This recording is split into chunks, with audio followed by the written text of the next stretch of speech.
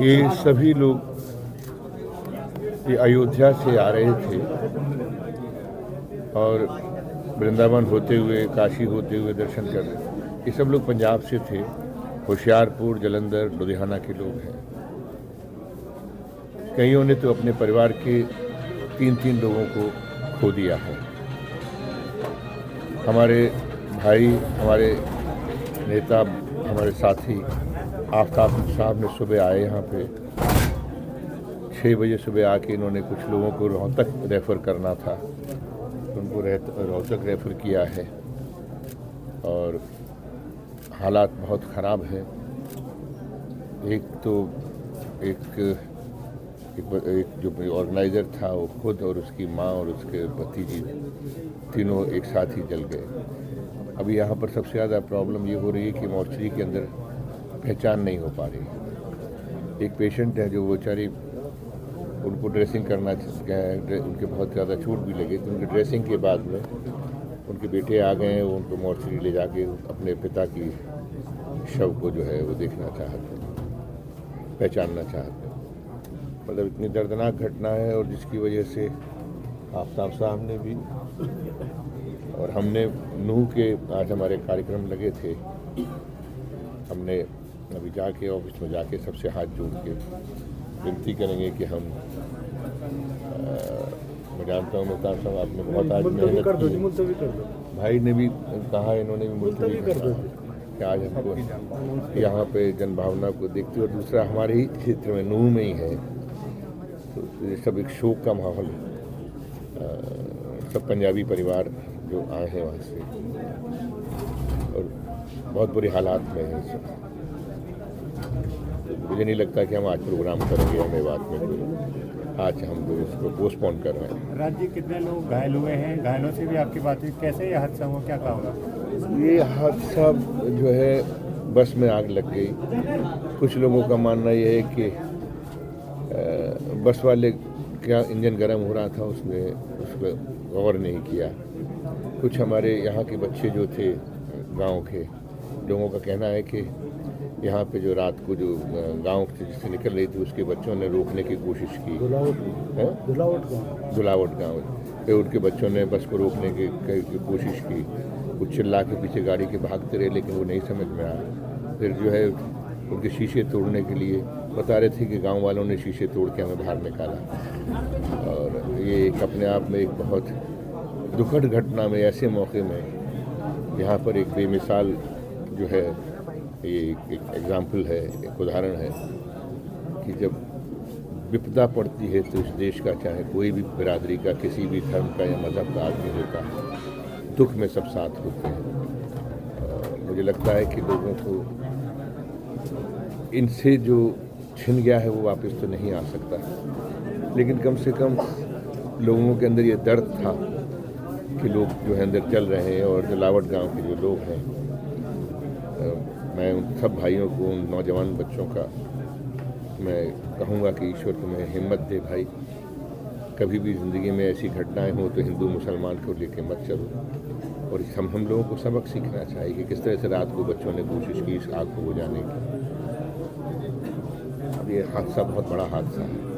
मैं तो उनके पास खड़ा होकर, जो किसी का पति चला गया, जल गया है, किसी का बेटा जल गया है, किसी की बहन जली है और एक ही परिवार के 3 लोग जले हैं।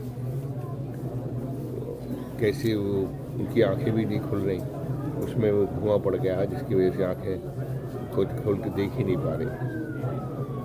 घटना बहुत ही भयावह है, बहुत ही तकलीफदेह है। और मुझे भाई को मैं बस यही कह सकता हूँ कि आपका बड़प्पन है कि आप सुबह आए यहाँ पर और लोगों के इलाज का इंतजाम किया। और मुझे तो सुबह 6 बजे इन्होंने फ़ोन कर दिया। आज जी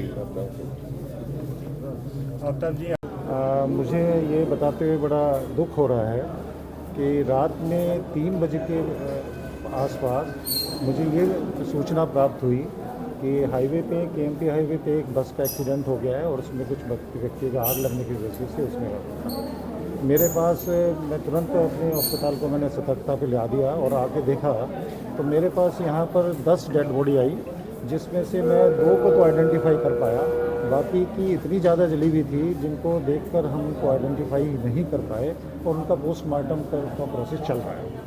जहाँ तक इमरजेंसी की बात है, इमरजेंसी में मेरे पास शुरू में 20 मरीज़ रहे टोटल, जिसमें कहीं से 20-21 पेशेंट थे, जिसमें से 2 पेशेंट्स ऐसे थे जिनको बहुत ज़्यादा बर्न का केस थे, तो उनको हमने रेफ़र कर दिया हायर सेंटर पे। बाकी पेशेंट्स का यहाँ पर ट्रीटमेंट चल रहा है, कुछ लोग को रिलीज़ कर दिया गया है और कुछ लोगों का पेशेंट यहाँ पर चल रहा है।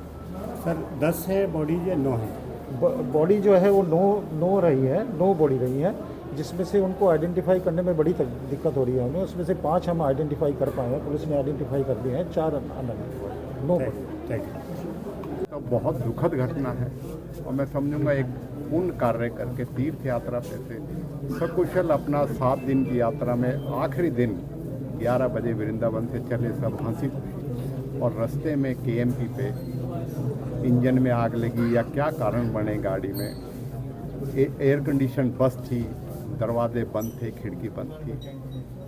धुलावट गांव के नौजवानों को जैसे पता लगा, वो अपना गाड़ी बस के आगे जाके उन्होंने मतलब रोकने की कोशिश करी। ड्राइवर को उन्होंने बताया कि गाड़ी में आग लगी, जब जाके ड्राइवर रुकी और जो मदद हो सकती थी उन नौजवानों ने, चाहे शीशे तोड़ के जो यात्री थे उन्हें निकालने की बात हो, उनको पानी से आग बुझाने की बात हो, या जो परेशान जो बेचारे थे उनको पानी पिलाया, उनकी जो हर संभव हो सकती। मैं समझता हूँ कि ऐसी दुखद घटना पे और इस इलाके ने वो फिर से एक परिचय दिया है कि हम किसी भी विपदा में सब एक हैं, मानवता एक है। मैं समझता हूँ कि बहुत बड़ी एक दर्द विदायक घटना है, जिसे मानवता 3-3, 4-4 परिवार की यात्रा में अपनी किसी गलती की वजह से नहीं, दूसरे की गलती की वजह से ऐसा हुआ। पूरा इलाका आज शोक में है और उसी शोक में सब ने